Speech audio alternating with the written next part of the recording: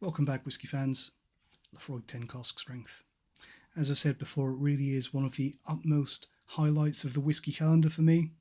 But doing this video, which I tend to do pretty much every year, is also one of the biggest challenges. Comparing different batches of the Laphroaig 10 cask strength, which they pretty much keep the same recipe in theory every year. It's the same production method, but it results in sometimes slightly different batches, sometimes very different batches. Comparing them, AB, ABC, and picking out the similarities and differences is not always easy, but it is always fun. So I was going to do a video here about a little comparison between the recent batch 17 against the 16, but decided, because I've got a bit left, to include the 15 as well. Some of you who've been following might remember that I did a comparison between, it might have just been these two, or I might have had the 13 and 14 in there as well, I can't remember, between these two. And I really liked the 15. It was one of my favourite batches ever of the 10 cask strength, and that's saying something because they're all great. But I really loved the bold flavours and the fruitiness and the strength of the medicinal qualities and the peat and the barley. It all really came together really well in 15, for me at least. The 16 I also really liked. I liked that it lent into the slightly drier, saltier, more aggressive, harder, oakier and more maritime character of Laphroaig, because that's something that used to be a big part of Laphroaig maybe 10-15 years ago that we don't see as much of anymore, which I think is largely down to them using different casks these days, because whisky is very much not a static thing. It's something that evolves over time, whether the distillery and the people that work there like it or not. But to be honest, I do think that I did clearly prefer the 15 over the 16.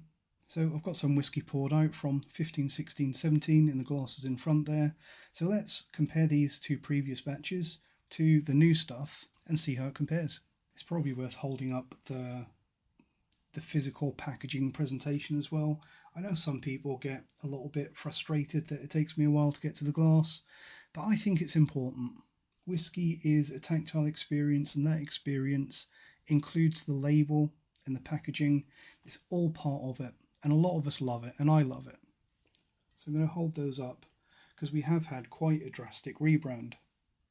So you can see that between the 15 and the 16, they are near identical bottles and labels. I think they've maybe played around with the fonts a little bit, but not a lot. Very similar. And the same with the tubes, very similar. But between those and the 17, there's a lot going on there. And I'll let you pause that and have a look.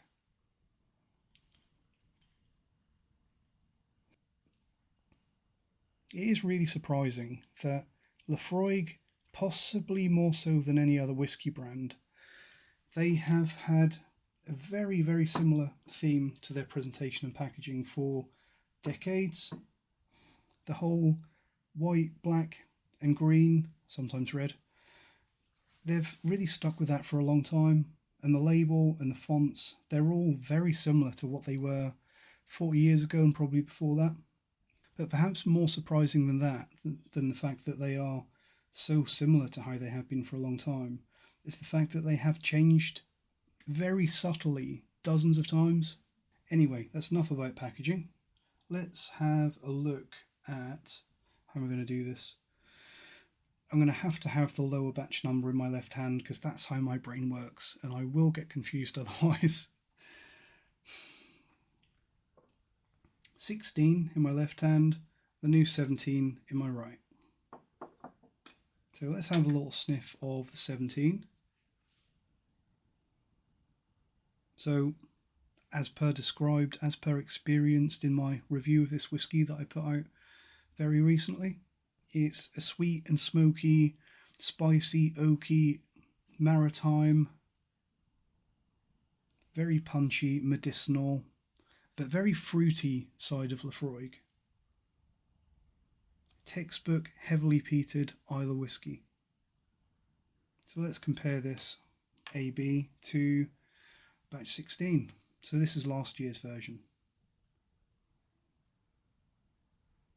I think that the 16 is a little bit more aggressive, but also a little bit more muted. There's definitely more fruit on the nose. It's a slightly more sweeter, rounded, fruitier nose on the 17. It has oak presence. It has toasted oak and freshly sawn oak and oak spice. But on the batch 16, the previous batch, you're getting much more dry oak, salty oak, maybe slightly more of a papery oak, and more maritime as well, more salty. But I think, as nice as those things are, this one has a more complete experience. The new batch 17 is a more complete whiskey. Let's have a sip. That is a truly magnificent Laphroaig. There's been a lot said about the Laphroaig 18 recently, and 16 and all of those other things, and the lore and the quarter cask, and they're all great, but this is where you need to be looking if you're looking for the essence of Laphroaig and the essence of Islay. It is the real deal.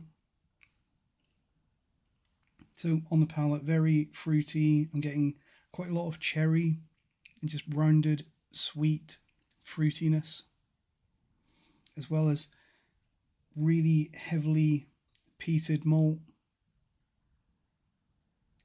So very gristy, very malty, but with lots and lots of that. Slightly vanillid, heavily TCP, iodine, seashores, bandages, medicinal and slightly spicy peatiness. Let's compare it to the previous batch 16.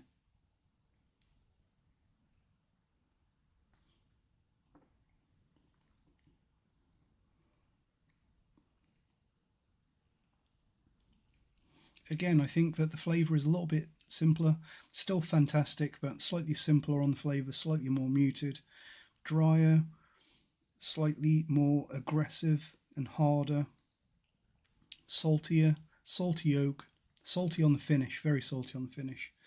It is, if you like Laphroaig and you also like dry white wine,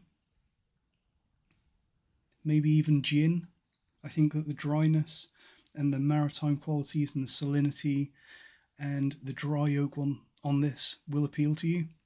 Let's bring in the batch 15. Let's have a look at the colours as well. Before we get on to the batch 15, this is the 15, and this is the 16, so I've probably done this comparison already.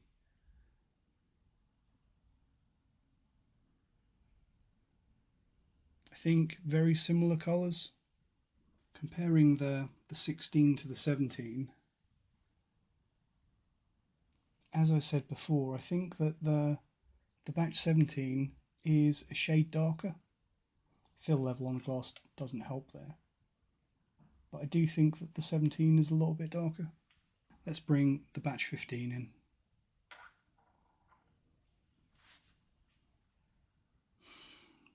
Now, this is in a way quite different to both of the other two. I think that the 15 is probably furthest away in style from the 16 and 17. The 16 and 17 are perhaps closer to each other. But the nose on this one, very luxurious and fruity and full and syrupy. Getting lots of the red fruits and maybe a similar cherry note on the nose of this one to what I was getting on the 17. Also quite medicinal, but very rounded, and possibly seems like a little bit of an older style. Like maybe there might be some whiskey in this which is a bit more than 10 years old. Yeah, definitely getting some well-matured fruity maltiness on the batch 15. Batch 15.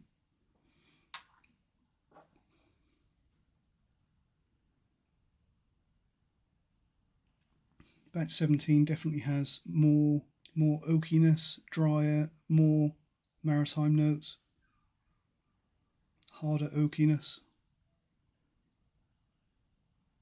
Batch 15 is just that bit more chilled out, and the medicinal quality I'd say is more like salves, more like a germaline, and like antiseptic creams, things like that. And I think that stands out on the 15 that little bit more because the oak is a little bit less. So let's try a little bit of the 15. It does almost seem older. Like, I remember the Laphroaig 15, and I remember thinking that the age doesn't come through all that much on the 15, considering that it's 50% older than the 10-year-old stuff from Laphroaig. It doesn't seem 50% older. I always thought back in the days when you could get the 15, you really had, it was close to the 10, and then you had a big step up in maturity for the old 18.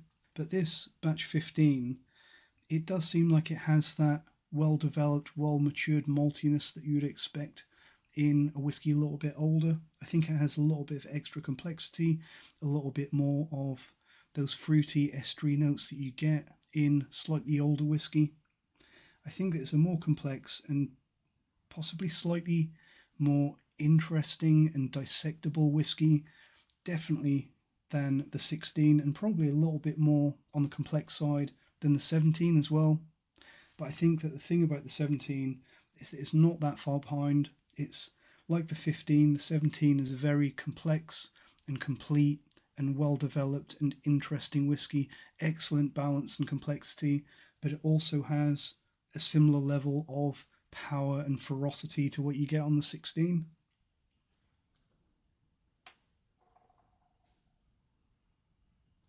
And I just got a big hit of that lactic quality. I just dipped my nose into the top of the glass on this one before I had that sip. And I think that's something new to modern Laphroaig. You have that creamy, sort of germaline, salves, medicinal quality to this one, but this one has a proper dairy, creamy, milky, verging on buttery quality, just on the nose. Obviously mixed in with all the fruity, smoky, medicinal notes that you get on any Laphroaig, but lactic on the nose of the batch 17 is not something that I'm getting in the 15 or 16.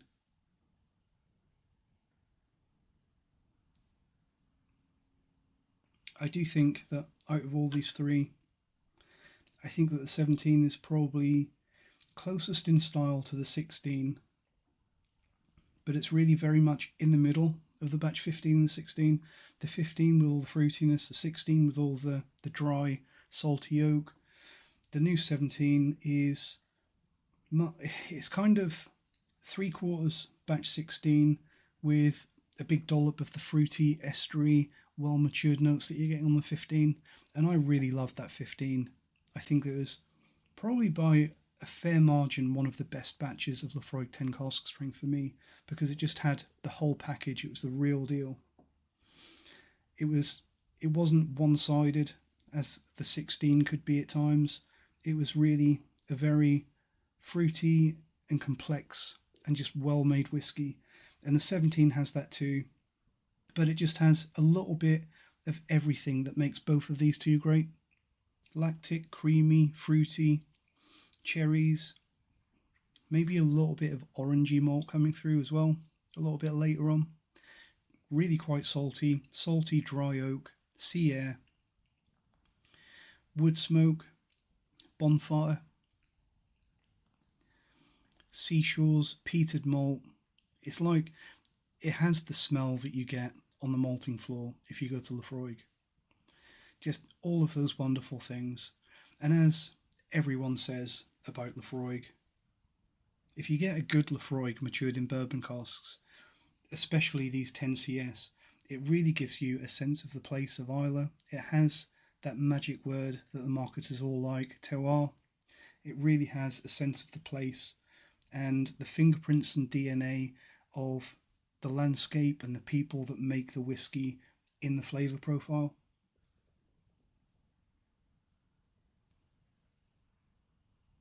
So yeah, I think if you want a great batch of Laphroaig 10 cask strength today, then the 17 would be my first choice. After that, I would go with the 15, which ticks most of the same boxes, and itself is one of the best of the modern batches. If all you can get where you are is the batch 16, buy that one, because these are all fantastic whiskies. They're all very close to each other, and this whole thing from these recent batches, and I've gone on record as saying that I had a few minor issues with batch 13 and 14. They were a little bit too sweet and rounded for me, but I think that these are all fantastic whiskies, and especially with this last three, it almost makes this comparison a little bit redundant, because they are all so close in terms of quality and enjoyment, and they're all highly, highly recommendable. As much as I hate Laphroaig because of their persistent lack of transparency and love of E150A spirit caramel, the dreaded pollutant colouring, they really are doing an incredible job with the 10-year-old cask strength range. There's just no denying it. It's one of the very best heavily peated whiskies that money can buy, and that goes for pretty much any batch. All of these are fantastic, but me personally, and preference comes into this in quite a large way, because they're all great and they're all quite close. But I think that 17, maybe it's the presentation that did it. Maybe it's all in the looks, but I think that the 17, by a narrow margin, is my new favourite. So I hope you've enjoyed this little comparison.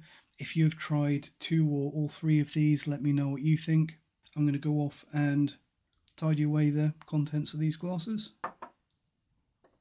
The things I do for YouTube. Until next time, thanks for watching, and cheers.